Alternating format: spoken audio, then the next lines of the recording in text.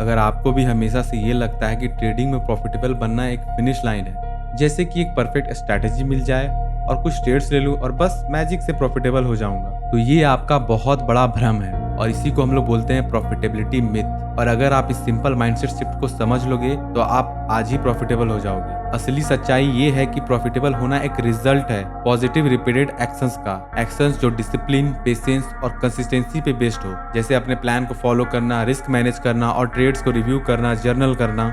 समझो इस चीज को कि आप आज ही प्रॉफिटेबल हो सकते हो और कल अनप्रॉफिटेबल भी हो सकते हो। सब कुछ डिपेंड करता है आपके डिसीजंस पे जो आप रोज लेते हो। और बेस्ट ट्रेडर्स वही होते हैं जो ये डिसीजंस को हर दिन ले पाते हैं, क्योंकि उन्होंने इस प्रोसेस को ऑटोमेटिक बना लिया है।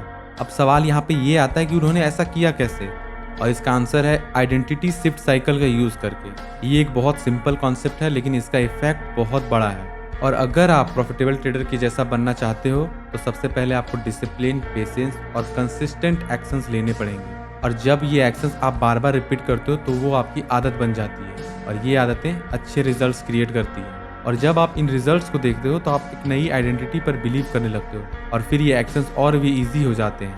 पर इसके साथ एक वार्निंग भी है, शुरू में ये बोरिंग लगेगा, कभी डिस्करेज भी फील होगा, कभी क्विट करने का भी मन करेगा।